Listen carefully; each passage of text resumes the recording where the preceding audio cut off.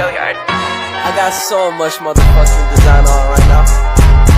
Break it down, bring it back, make it clap. I got 3 old thoughts, new block, where that day. Bitches on my line, and you know.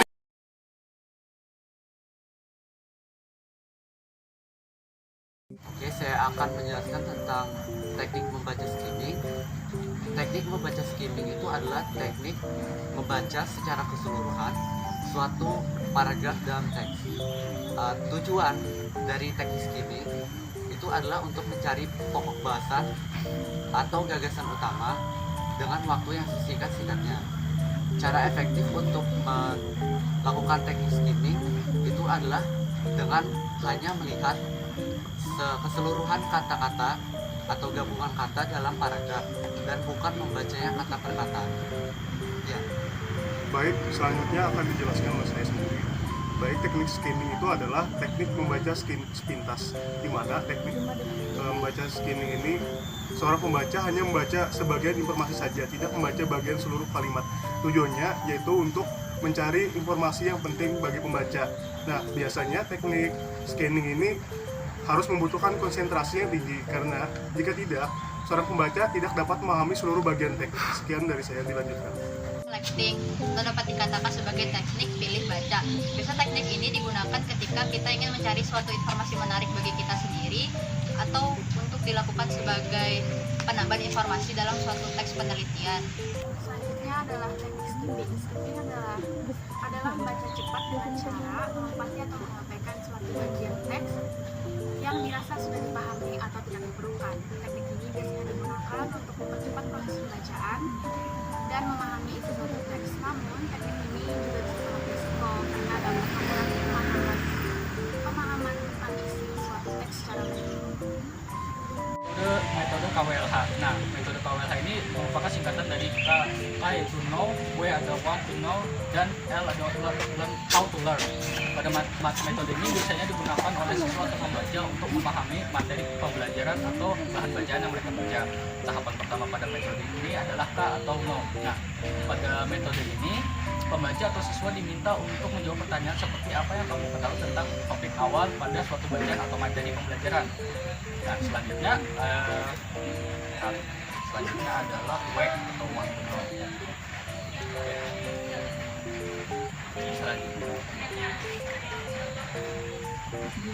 Selanjutnya ada W atau want to know. Nah, pada tahap ini siswa atau pembaca diminta untuk mencari tahu lebih dalam tentang materi yang mereka baca. Mereka bisa bertanya kepada guru, mencari di jurnal, atau mencari di internet untuk jawaban-jawaban yang mereka inginkan.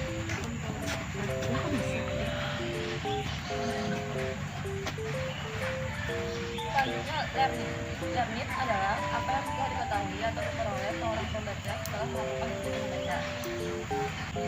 Contohnya, si penulis sedang mencari, dan membaca buku. Contohnya, si penulis sedang mencari dan membaca buku. Tentunya penulis akan mendapatkan pengetahuan baru dari buku yang dibaca. Pengetahuan baru tersebut merupakan bagian dari proses belajar yang dilakukan penulis saat membaca, karena seperti itu kegiatan membaca itu sendiri merupakan bagian dari proses belajar, dan pengetahuan informasi yang diperoleh merupakan hasil dari proses belajar tersebut. Selanjutnya, how adalah bagaimana masalah. Selanjutnya, how adalah bagaimana cara seseorang untuk mendapatkan informasi selanjutnya berkaitan dengan buku yang dia baca dan buku lain. Setelah membaca buku dan mendapatkan informasi, mengetahui dari buku yang dibaca. Bahasa. Selanjutnya, how adalah bagaimana cara seseorang untuk mendapatkan informasi yang berkaitan dengan buku yang dia baca dan buku yang dia baca. Setelah membaca buku dan mendapatkan informasi tentang dari buku yang dibaca, seseorang kemudian berusaha untuk memperoleh informasi lain dan kontak dengan informasi yang didapat di buku. Informasi tambahan tersebut bisa diperoleh dari media, buku, dan sumber lainnya. Informasi tambahan itu bisa digunakan sebagai bahan perbandingan dan menjaga pengembangan wawasan. Selanjutnya ada MC3R, yaitu pada huruf S, yaitu survei dan atau menelaah.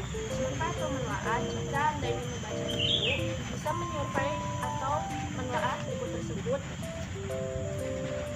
Biasanya orang menyediakan waktu beberapa menit dalam membaca buku untuk mengenal keseluruhan anatomi buku.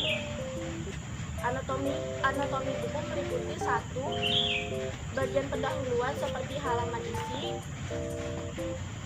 penerbit, tempat penerbit, tahun penerbit, daftar isi, halaman ucapan terima kasih, dan abstrak. Kedua, bagian isi buku yang menggambarkan urutan dan tata penyajian isi buku tersebut.